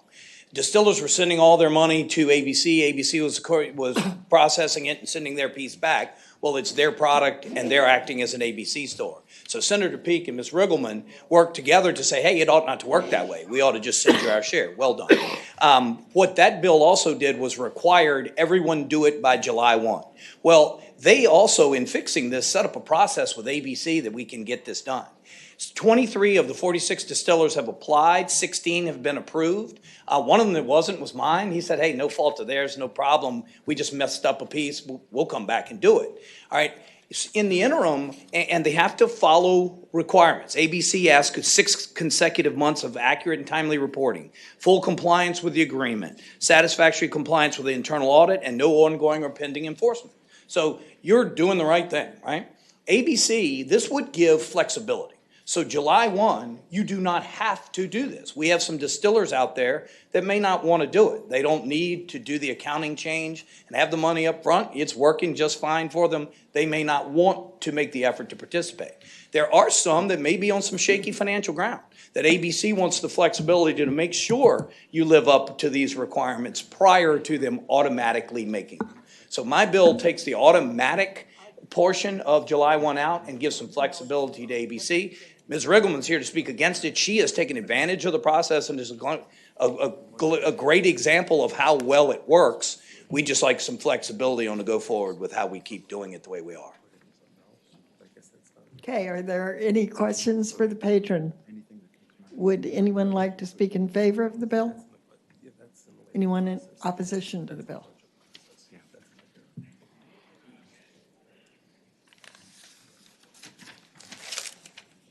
Good morning, Madam Chair and members. I'm Christine Riggleman. I own Silverback Distillery in Afton, Virginia. My bill last year that Senator Mason was referring to was SB 1709. It passed all committees uncontested. Even Senator Mason voted for it. This bill, SB 698, is trying to undo it. Legislation spoke and legislation decided that SB 1709 legislatively was correct. I am only here to help distilleries and to make things easier for us. I appreciate that he fixed the legislation with the case code fee. I appreciate that. But putting my bill past SB 1709 without stipulation, everybody is in the program.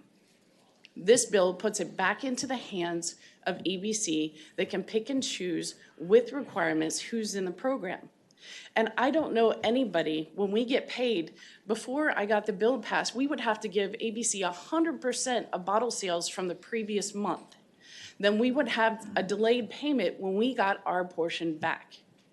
This gives ABC the option to ding people, to make them not fit the requirements for this, and they can pick and choose who's in the program. My law passed that everybody is in the program. I don't know who would want to give 100% of your bottle sales when your option is you only give ABC their portion of what they get, which is still, when we distribute to them, 54% of every bottle we sell. When we sell out of our distillery, a bill got passed last year where we get a small commission, so they still get 34%. I don't know if somebody's struggling that they would want to give somebody 100% of something when you have the option to give them only what you owe them. Now, I took Senator Mason's words to heart because he said not everybody wants to be in the program. So I made as many calls as I could, and I won't lie, I couldn't reach everybody. I didn't have enough time. I didn't even know about this bill until a couple of days ago because I knew that the law that we had worked on last year on both sides, there was no contention. So I didn't know that there was any opposition to our bill. I called as many distilleries as I could. And what the people, I reached 6 people that said they wanted to be in the program, but they were told by ABC that they did not qualify for the program, and they weren't even given a reason why they didn't qualify, and they wanted to participate in the program. I reached other people that said that they didn't do the paperwork to submit and do all the checklists because they knew that the law and the legislation had passed with a delayed start date of July 2020, and so they didn't put in the paperwork because they knew it was going to be a law already. Could you wrap it up, please? Okay, We're running but out I'm of just time. telling you that people do want the program. I didn't reach one person, and I would be honest with you. I did not reach one person that said, I don't want to be in this program. They're like, why would I want to give more of the money that we earned? You know, why would we want to give 100% instead of just the amount that we owe ABC? So I'm asking that you kill this bill because the legislation that we worked together last year passed, and it's working in the trial program. It's working, and there's no reason to undo something that already passed legislatively that's working and helping. Silverback alone. Thank you. Okay. Is there anyone else in opposition?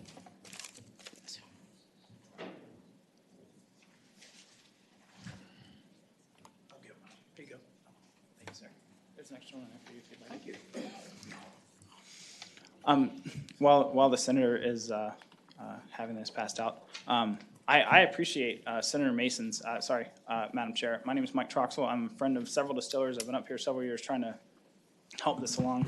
My friend Robert Bondurant couldn't be here today because he's doing what distillers do. He's in Senator Ruff's district.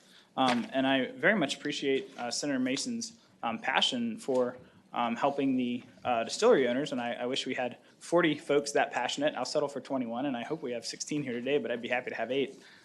But Senator Ruff, when we were talking the other day, asked if I could give him some actual numbers on what this meant, and so those are being passed out. On the front page is Silverback's numbers from this past year, 2019, and on the second page is Robert Bondurant's numbers. These numbers are taken directly from their ABC worksheets that they submit to the state. And because of the change in the compensation last year that went through the 20%, I had to account for that, and that's the orange column. And so in order to give Senator Ruff the apples-to-apples comparison that he asked for, that's the last column, and you'll see the total down in the lower left-hand column. So since the implementation of the No Net 30 program, Silverback has given the state roughly 52% more monthly than they did prior to that. And Senator Ruff asked, what would this look like statewide? Per ABC's annual report, Silverback has 7% of the market share amongst Virginia distilleries for tasting rooms, et cetera. So if we extrapolate that, Silverback's results across the state, that's an extra $100,000 a month to the general fund. Over the course of a year, that's $1.2 million. Could you wrap up, please? Yes, ma'am.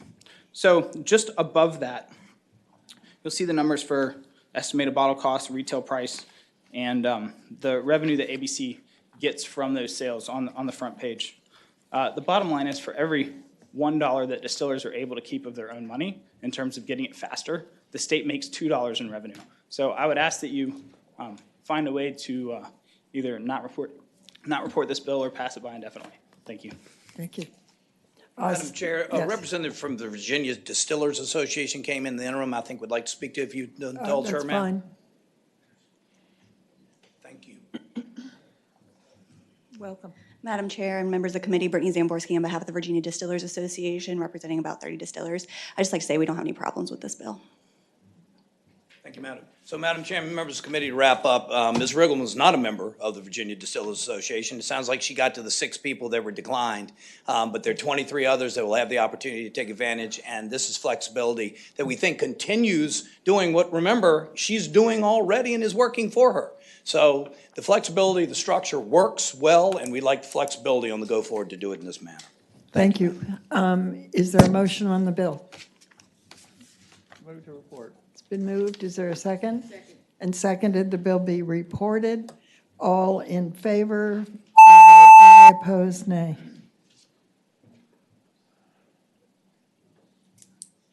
Oops. 11 ayes, 3 nays, 1 abstention. 11 ayes, 3 nays, 1 abstention. The bill's reported. Thank you, Madam Senator. Chairman, members of the committee. All right. Next up is Senator Stewart. And I am going to try and get through all of these remaining Senator Stewart and Senator Spruill's bills by 11:30 at the absolute latest. So let's. Madam Chair, I'm going to be quick, I promise. Great. I know how valuable your time is. Madam Chair, Senate Bill 332 is a very simple bill. It's a policy decision. It dedicates all the internet sales tax revenue to transportation. And I bring that bill as a creative way to help with transportation issues. As you all know, I represent the Fredericksburg-Stafford region. We have the documented worst traffic in the country, that choke point on I-95. And no, it will. You may not like this idea, but you at least give me credit for trying to come up with creative ideas to get money to transportation. Personally, I think it's a great idea because it's a dedicated source of revenue that will continue to build. And there's a logical nexus because all these packages that you're ordering from Amazon have to be delivered by UPS or FedEx, and they're using the roads to do it. Oh, staff is telling me, I'm sorry, that we already voted to pass this by for the day. Oh. Sorry, nobody told me. Are you just being kind? It's all right, Madam Chair. I'm Madam used to having Chair. my feelings I'm hurt. sorry, you've been sitting here a very long time. Madam Chair? Yes. I respect Senator Stewart. I think it's better if we're going to PBI just to do it in front of him. And Just do it. Just do it. I'm happy Okay. to Used make to that having my motion. feelings hurt up here. It's okay. Okay. I'll make that It's motion. okay. All right, so it's been moved and seconded, the bill be PBI'd. All in favor, vote aye. Opposed, Darn, unanimous. 15 ayes, 0 nays. nay. 15 ayes, 0 nays. Madam Bill Chair. is PBI'd. Senate Bill 335, and what that bill does, I worked with Game and Inland Fisheries to come up with a veterans sportsman's license, and I'll try to give you a quick synopsis of how this works. We already have a sportsman's license in Virginia, and it covers almost everything you need except for your state duck stamp and your federal duck stamp. What we've done is created a veteran sportsman's license and given them a 25% discount. Now, DGIF is a self-funded agency. They don't get any general fund money. I don't know why it came here.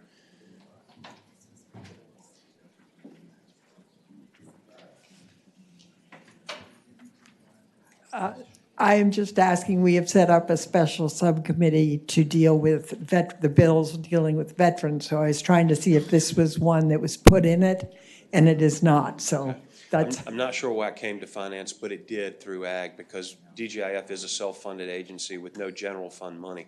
It will create a hole in their budget. They've acknowledged that and said they can absorb that, actually, to see how it goes, and if we have to adjust it, we will. But the other part of this, and let me explain this, and I guess DGIF would agree with me on this, I'm not sure, and I don't know if they're here.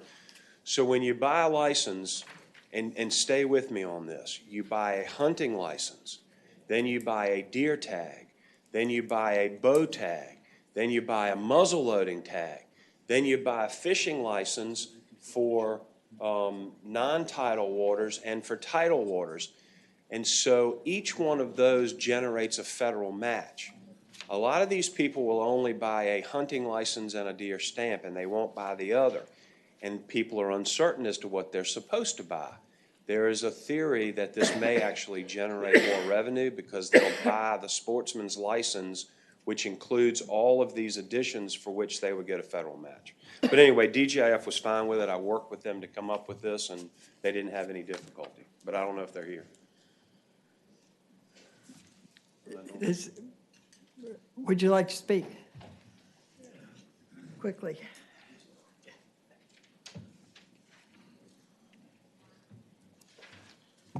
Madam Chair, members of the committee, Darren Moore with the Department of Game and Inland Fisheries, and obviously I agree with what Senator Stewart said. I appreciate him working with us to mitigate any potential fiscal impact, and as he also indicated, with some creative marketing, it may be that we actually see the license sales go up with what he's introduced. Thank you. Is there, are there any questions, or is there a motion on the report? Thank you. Moved and seconded, the bill be reported. All in favor, vote aye. Opposed, nay. Are you contrary today? 14 ayes, 1 nay. 14 ayes, 1 nay. The bill's reported.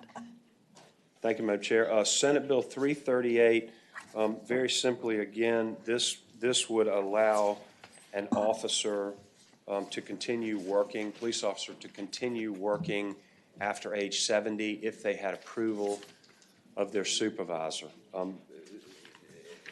And I don't think this creates any hole in the budget based upon the fiscal analysis.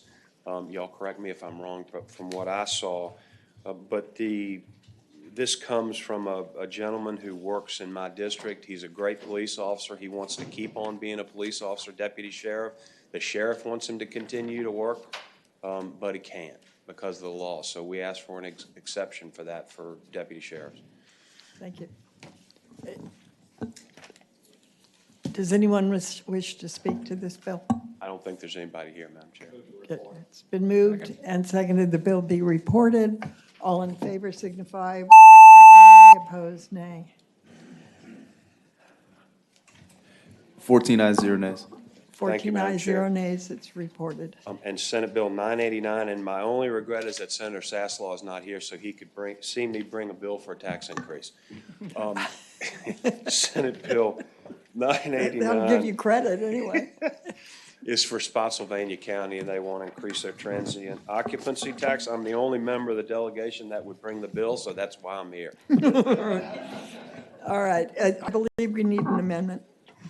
Oh, do I? Madam Chair and Senator Stewart, staff asked for an amendment, if the patron is amenable to it, that would put a restriction on what the revenue is used for tourism marketing purposes only, which is language that applies to almost all of the other additional transient occupancy taxes that are in existence, except for the transportation one. So it's up to the patron and committee. I don't know how to respond because I didn't have that conversation with them. If the committee wills it, we'll have to accept it, but otherwise I'd rather not have it on there, but I leave it to the will of this committee. This is what we're doing with all of these transient occupancy Yes, ma'am. taxes. Okay. Is there a motion on the amendment? Second. And seconded on the amendment. All in favor, say aye. Aye. Aye. Opposed, no. Okay, is there a motion on the bill? Second. It's been moved and seconded. The bill be reported as amended. All in favor, vote aye. Opposed, nay. 15 ayes, 0 nays. 15 ayes, 0 nays. It's Thank you, reported. Madam Chair, You members bet. of the committee. Now, next is Senator Spruill. Thank you, Madam Chair. Good morning. Senate Bill 624. Summary, this bill will expand the eligibility criteria for geriatric conditional release to include individuals who are at least 50 years old and serve 20 years service and 55 years old that serve 15 years service. Background, Virginia no longer has discretionary parole. Offenders who receive good time credit will serve a minimum of 85% of their sentence. Currently, offenders who are 65 years old of age or older have served 5 years, or 60 years old of age and have served 10 years, are eligible for conditional release. J-Law recently published a report on the rising cost of inmates' health care among aging population. According to J-Law, inmates over age of 55 has more than doubled in the last 10 years. 2017, inmates over the age of 55 accounted for about 12% of the Department of Correction population, but 33% of their off-site prescription and drugs. This bill would allow the most costly and sick offenders, again, those most costly and sick offenders, to be considered, only to be considered by the parole board, by the Virginia Parole Board. This bill will help reduce the cost and ensure safety of the population. Physical impact, the governor budget of $156,000 for 2021 and $195,000 for 2022 for 5 additional part-time parole examiners at the parole board. Mr. Chairman, I do have someone here from the Governor's Office Parole Board would like to speak if you have to. Thank you. Madam Chair, members of the committee, Nikki Zamosny, Deputy Secretary of Public Safety and Homeland Security. In the interest of time, I will be brief and just thank the senator for carrying the bill. Again, this bill creates eligibility. It does not guarantee anybody release on parole, and so we strongly support this bill, and thank you all. Madam Thank Chair. you, yes. Senator Peterson. So it doesn't apply for Class 1 crimes, correct? Madam Chair, I have the chair of the parole board here, Adrian Bennett, who can answer all of the technical questions, I believe. Yes, Madam Chair, that is correct. It does not modify the current geriatric conditional release statute to carve out Class 1 felonies. They will not be eligible. Okay, further question, Madam Chair? Yes, Senator Peterson. So Class 1s, I assume, would be homicides. What else are we talking about? Class 1 felonies are those offenses that are punishable by life or death. Okay, so further question. Yes, So Senator. if someone committed, say, a violent assault or even a second-degree homicide, they would not be Class 1? They are not excluded from the possibility of being considered. That's correct. And that is the current state of the law for geriatric conditional release. Okay, further question, Madam Chair. Senator Peterson. So, in other words, someone who committed, say, a homicide, again, if it's not Class 1, maybe it's a second-degree homicide. It's a first-degree murder, I'm sorry, I shouldn't, is a Class 2 felony. Okay, so if someone commits a first-degree homicide, a premeditated killing, and they're 60 years old when they do it, they could be eligible for parole at 65. That is correct. That has been the state of the law since 1994 when parole was abolished. So that is not a new law. That is the current state of the law for the past 25 years. Yes, sir. Further Madam questions, Chair, Senator Deeds. What's different about this bill from the one you talked about last week? This bill, I believe, actually was Senator Hanger's bill initially back in 1995, and this bill expands eligibility to those that are 50 years old and have completed 20 years of their sentence, and 55 years old who have completed 15 years of their sentence. Currently, the law applies to those that are 60 who've completed 5 years, and 60 and who've completed 10 years of their sentence, and 65 who have completed 5. Madam Chair. Senator Marsden. Thank you, Madam Chair. This bill is merely a change to an existing exemption. This does not deal with discretionary parole in what was eliminated in, was it 95, and what have you. So I think this is this is an important measure. I do have a resolution in to study the restoration of regular parole, that we study it, to find out what the rest of the country is doing and look at best practices and what have you. But this is merely an adjustment to an existing exemption that I think is merited. And if it's appropriate, I would ask that we pass the bill. I move we report. Second. It's been moved and seconded that the bill be reported. Any further comments? All in favor, vote aye.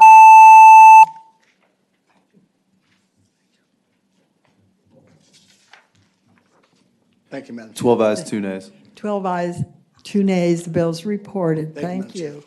And that completes our... Madam Chair? Yes. There was a mistaken memo sent to this committee.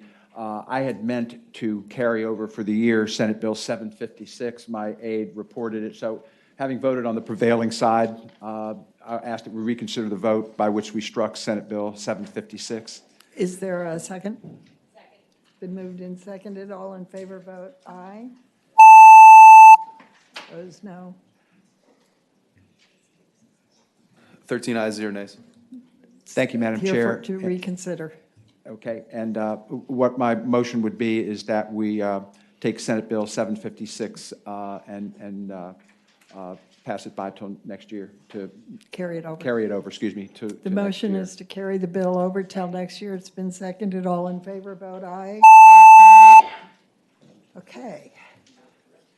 14 ayes, 0 nays. 14 ayes, 0 nays. Amazon, thanks you. That completes our agenda.